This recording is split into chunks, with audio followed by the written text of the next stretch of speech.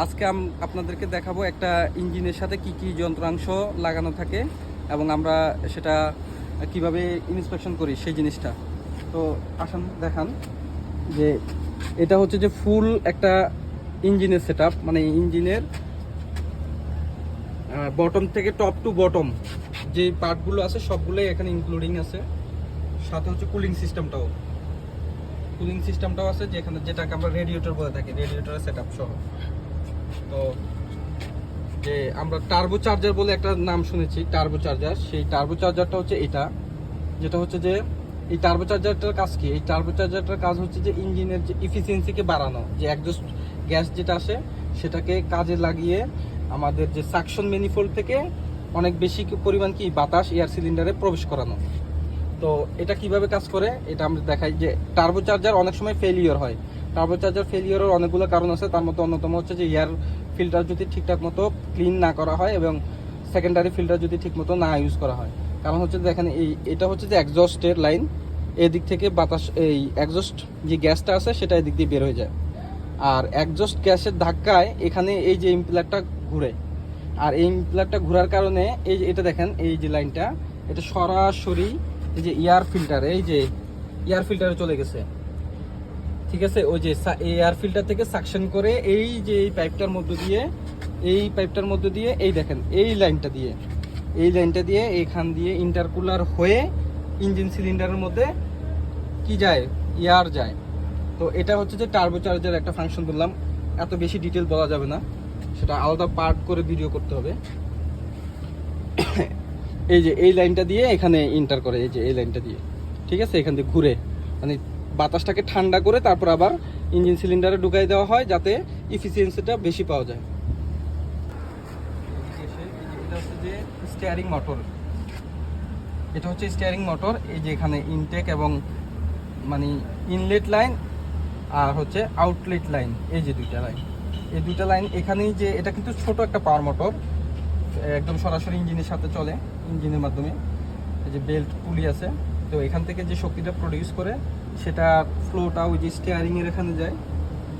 তো যদি আমরা দেখাই, এই যে স্টিয়ারিং বক্স, তো এটার সাহায্যেই মূলত স্টিয়ারিংটা, আমরা পাওয়ার স্টিয়ারিং যেটাকে বলি, যে পাওয়ার স্টিয়ারিংয়ের মেকানিজম কিন্তু এটা। ঠিক আছে, এই পাওয়ার স্টিয়ারিং মেকানিজম এটা, এখান থেকে প্রেশারাইজ হয়ে স্টিয়ারিংয়ে যায়, ওখান থেকে যে ফ্লোটা দেয় সেই ফ্লোটার মাধ্যমে আমরা ইজিলি স্টিয়ারিংটাকে মুভ করাইতে পারি। আর এটা হচ্ছে যে ডিজেল ফিল্টার, ডিজেল মানে ফুয়েল সিস্টেমের অংশ, এটা হচ্ছে ফুয়েল সিস্টেমের অংশ। আর এখানে হচ্ছে যে আমাদের যেটাকে আমরা বলি ফুয়েল পাম্প, যেটা হচ্ছে যে ইঞ্জিনের হার্ট বলা হয়, এটা হচ্ছে ফুয়েল পাম্প যেটাকে ইঞ্জিনের হার্ট বলা হয়। এটা একটা 4 সিলিন্ডার 4 স্ট্রোক ইঞ্জিন। এই যে এগুলো হচ্ছে যে আমাদের ইনজেক্টরের লাইন, এই যে হাই প্রেশার লাইন, এটাকে বলে আমরা হাই প্রেশার লাইন। এরকম 4টা লাইন আছে এখানে। তো এগুলো ডিজিটাল পার্ট দেখানো লাগবে। হচ্ছে যে এই যে আমাদের আরেকটা অংশ, এটা হচ্ছে যে আমরা এটাকে জেনারেটরও বলতে পারি, একটু কাছ থেকে দেখান। এটা হচ্ছে যে গাড়ির একটা ছোটোখাটো জেনারেটর, এটাকে আমরা বলি অল্টারনেটর, আবার কেউ বলে ডায়নামো। ঠিক আছে, এটা হচ্ছে যে এটাও পুলির সাহায্যে, মানে সরাসরি ইঞ্জিন থেকে, প্রাইম মুভার হচ্ছে ইঞ্জিন আর এটা হচ্ছে যে সহকারী। তো সরাসরি ইঞ্জিনের মাধ্যমে চলে এবং এখান থেকে যে এসি কারেন্টটা উৎপাদন হয় সেটাকে রেকটিফিকেশনের মাধ্যমে ব্যাটারিতে প্রেরণ করা হয় ডিসি হিসেবে। এই যে এটা হচ্ছে যে সেই গাড়ির একটা ছোটোখাটো জেনারেটর, যেটা ইঞ্জিনের শক্তি দ্বারা পরিচালিত হয়। আর এটা তো আমাদের কুলিং সিস্টেমই দেখতে পাচ্ছেন, এই যে কুলিং সিস্টেম, মানে হচ্ছে রেডিয়েটরের ফাংশনটা এটা সামনে। তো এই হলো ছোটোখাটো একটা ইঞ্জিনের বিবরণ। আর পাশাপাশি হচ্ছে যে আরেকটা, ইঞ্জিনটাকে স্টার্ট করার জন্য যে জিনিসটা লাগে সেই জিনিসটা হচ্ছে যে সেলফ স্টার্টার মোটর। এটা হচ্ছে সেলফ স্টার্টার মোটর, ঠিক আছে। এটার মাধ্যমেই হচ্ছে যে আমরা ইঞ্জিনটাকে স্টার্ট করি। এটা হচ্ছে যে এটাকে আলাদা করে যদি বলি, এটাকে স্টার্টার কয়েল। এটা প্রাইমারি যে কারেন্টটা এখানে আসে, এখান থেকে কারেন্টটা এই ভিতরে যে মেকানিজমটা আছে সেই মেকানিজমটাকে পরিচালনা করা হয়। তো কমপ্লিটটাকে বলে স্টার্টার মোটর। আর ইন্ডিভিজুয়াল যদি বলি তাহলে এটা হচ্ছে যে স্টার্টার কয়েল।